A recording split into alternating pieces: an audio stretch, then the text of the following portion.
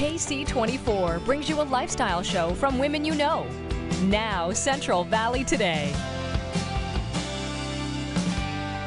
All right, if you're just joining us, we are battling the tough topic of suicide, which is the 11th leading cause of death overall here in California. In fact, on average, and I can believe this statistic, one person dies by suicide every 2 hours in this state. In the state? In the state of California. Is it different throughout the... Well, in the U.S., it's every 12 minutes. Really, So Brandy? It's almost like a commercial airplane going down every single day.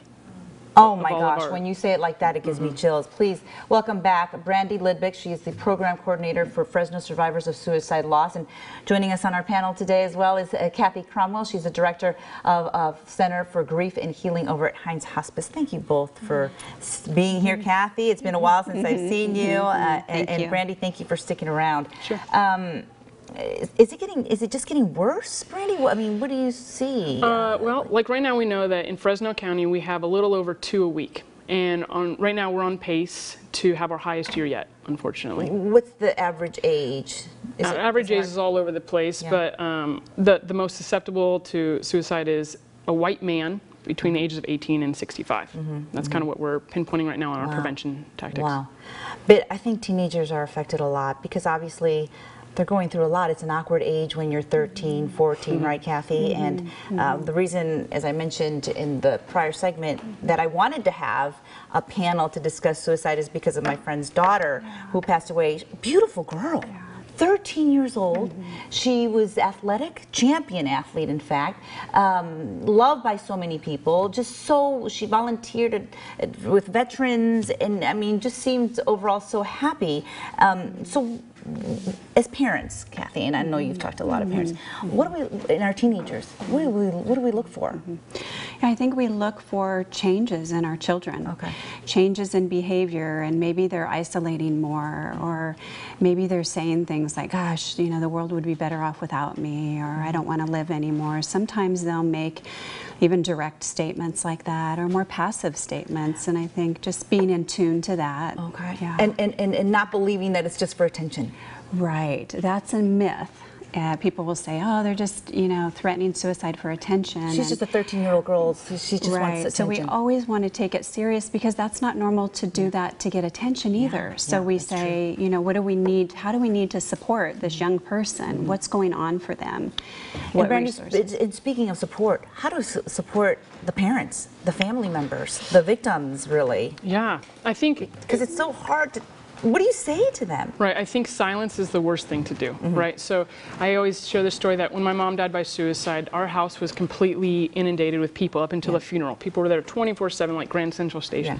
And then the moment the funeral was over, people stopped calling, people stopped saying her name, and I asked some friends of my mom's 20 years later or so, and I said, where were you guys? And they said, we didn't want to keep bringing it up, so we just stopped talking about her. And I said, you know what would be you weren't reminding me. I have an empty chair at my dining room table every night that reminds me she's gone. It would have been nice to have people that loved her to come and say, hey, how are you doing?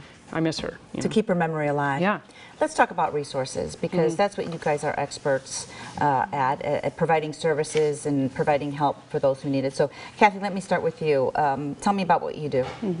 So, in the Center for Grief and Healing, you know, we're providing support in different areas to those grieving in our community. And so our newest program, Fresno Survivors of Suicide Loss, we are supporting survivors. So offering individual and family counseling, we have a peer-led grief support group, workshops. So really reminding people, the grief of suicide, as Brandy said, can be so isolating. And yes, the person died by suicide, but there's so much more about them, just like Emily. Like there's so much about Emily and that her family still will want to talk about, not just how she left this world. And so it's so important to create those opportunities where people can share. And I can tell you, if you can be that person that can sit with her mom and listen to her share, that would be such a gift to her, because like Brandy said, a lot of people will just, and not ill intent, but just won't say anything for fear of saying the wrong thing.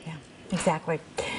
Brandy, give us some phone numbers maybe where people can call. I know we've been flashing websites and phone numbers on the screen, but there's a suicide prevention line, the Fresno County Behavioral Health Access Line as well, and there's also a website where you tells you the signs of suicide? Sure. So the number one line we always want people to know about is 1-800-273-TALK, which is the suicide prevention line. You can call.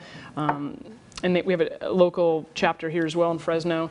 And if someone's suicidal or you're having a rough time, give them a call. Yeah. We don't want you to be suffering in silence. Time heals, right? Sometimes. Yeah, but Time heals? isolation does not. So we want to Isolation make does sure not. you're not alone, and you're not alone. So Thank you. Well, thanks to you, and thank you to the services that you offer there. And I know Heinz Hospice has a lot going on as far as events coming up, and I'm running through my scripts right now to look around really quickly. But anyway, there's a peer-run support. There's a peer-run support group that's happening at Heinz Hospice on October 10th. Moms to Moms event, October 27th, also at Heinz Hospice, and another memorial event in November.